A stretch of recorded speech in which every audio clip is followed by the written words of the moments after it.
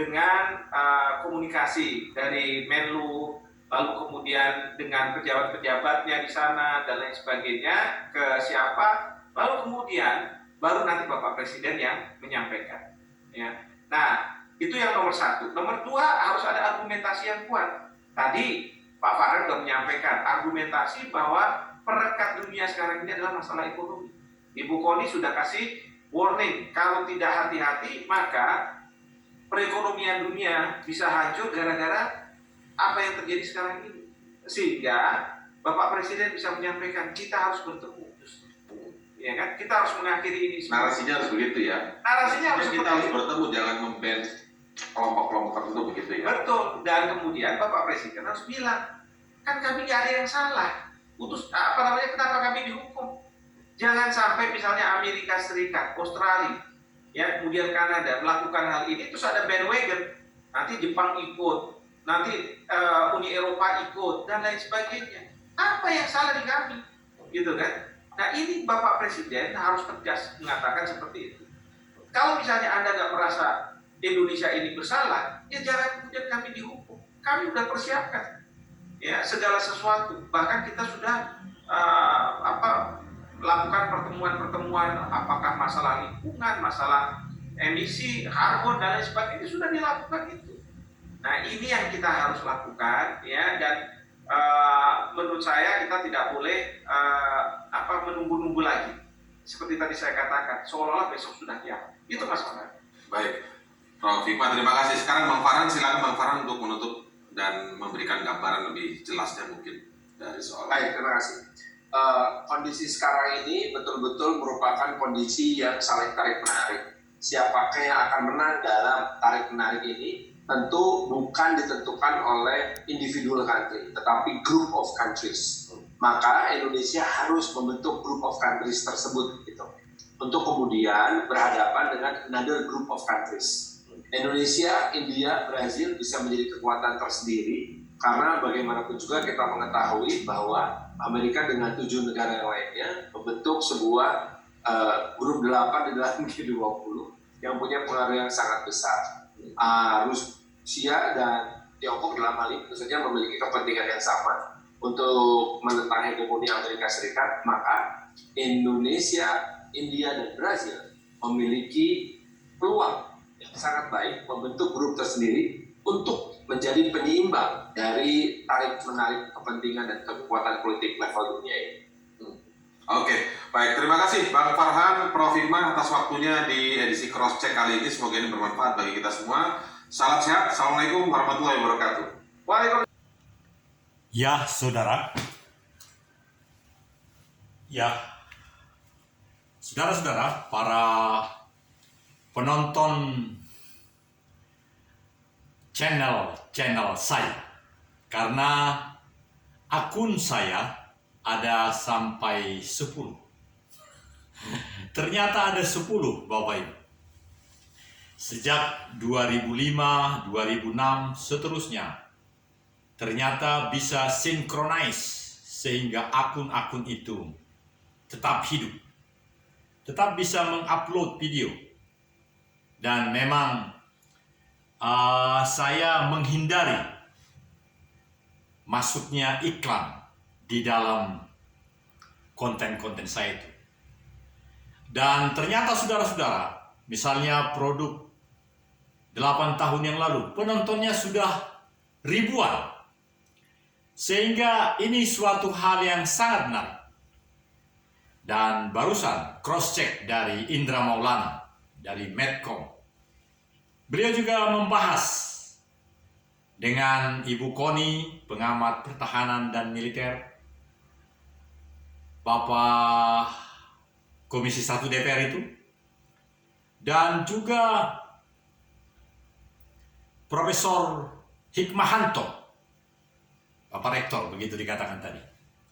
Saudara-saudara, makin tegas segala percakapan, diskusi yang dilakukan Pak Farhan, Komisi 1 DPR, naik kereta api dari Jakarta Bandung, apakah sedang ke Bandung atau pulang, dan kualitasnya sangat bagus. Moderatornya adalah Indra Maulana dari Medcom ID. Nah, saudara-saudara, apa yang dibicarakan oleh Ibu Koni Farhan,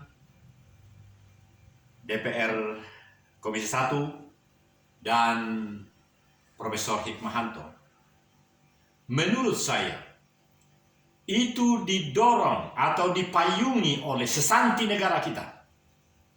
Sesanti negara kita adalah Bhinneka Tunggal Ika Tanhana Dharma Maruah. Dalam case ini, dalam Horjabulur, dalam pertemuan yang akan dilaksanakan presiden-presiden 20 negara yang menjadi anggota G20 dan tuan rumah atau pemimpin daripada 20 negara ini adalah Indonesia sepanjang tahun ini. Maka menyelesaikan itu, saudara-saudaraku, adalah dengan apa yang sesungguhnya menjadi kekuatan bangsa ini. Tadi yang dilakukan oleh Ibu Koni Farhan, Profesor Hikmahanto, yang dirancang pentil penyambung teleponnya Indra Maulana, itu karena Bhinneka Tunggal Ika Tanhana Dharma Maruah. Ini yang hebat, saudara. Jadi semakin perlu di Indonesia ada pengembangan, ada ilmu, ada strategic science yang 50% ini Tanhana Dharma Maruah. Ini tidak boleh dipandang enteng. Ini sesuatu yang diberikan oleh Tuhan kepada bangsa ini. Karena ini memang adalah nilai-nilai Nusantara. Nilai-nilai yang memang telah mengkristal di dalam negara kita. Jadi Tanhana Dharma Maruah adalah satu kesatuan. Jadi seperti yang dikatakan oleh Koni tadi, National Council, Dewan Keamanan Nasional harus ada. Terus ada usulnya yang lain juga. Kalau ke depan, janganlah orang partai yang ada di dalam kementerian tertentu. Boleh kita menjadi suatu pemikiran, tetapi yang utama adalah Bhinneka Tunggal Ika Tanhana Dharma Maruah. Saya merasa belum layak saya membahas dan menyampaikan apa sebenarnya arti daripada Tanhana Dharma Maruah itu. Rekan-rekan senior juga bertanya, apa itu? Meskipun saya sudah belasan tahun di Lemhanas, sampai dengan 2015-2016, saya pun belum bisa menjawab. Tapi saya percaya dan yakin banyak ahli-ahli, ahli sastra Sanskerta, ahli Jawa, ahli Indonesia, bahasa-bahasa yang bisa menjelaskan ini. Mengapa sampai ada BPIP, badan mengenai ideologi itu? Tapi mengapa ini dikesampingkan? Sebenarnya tidak dikesampingkan, ada di Lemhanas.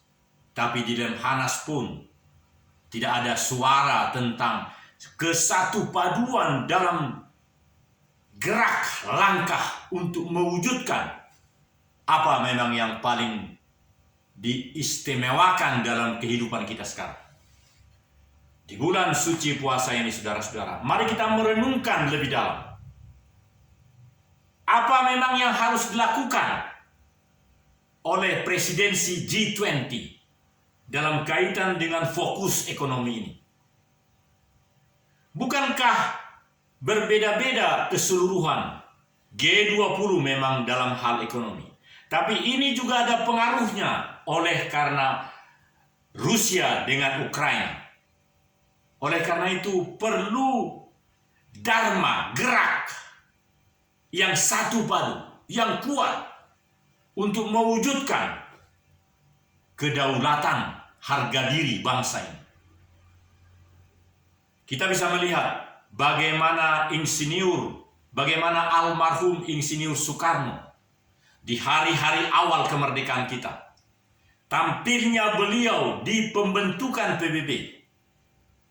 Dan sekarang PBB itu tidak mampu, tidak ada solusi bagi Ukraina dan Rusia. Tidak ada solusi. Dan kita di dalam permufakatan itu justru abstain. Adakah lebih meningkat dari gaya almarhum Soekarno ketika dia hadir dalam pembentukan PBB itu? Dunia baru akan muncul. Dan tindakan-tindakan kita oleh karena Bhinneka Tunggal Ika Tanhana Dharma Marua, maka akan muncul sesuatu yang baru. Seperti hadirnya Insinyur Soekarno di United Nations. Karena itu, mari kita lihat peran serta dari seluruh pihak-pihak untuk mewujudkan di manakah gerak dan langkah yang satu Tanhana Dharma Marua yang memang akan terasa oleh kehidupan ekonomi dunia, kehidupan politik. Saya, Daniel Togar Maringan Sinaga, kader Partai Kebangkitan Nusantara, pimpinan daerah, mohon maaf, pimpinan cabang, karena nomenklaturnya beda PKN ini. Pimpinan cabang di Kabupaten Poso, Sulawesi Tengah. Assalamualaikum warahmatullahi wabarakatuh. Swastiastu, Om Swastiastu, Namo Buddhaya, Shalom, Shalom, sampai jumpa.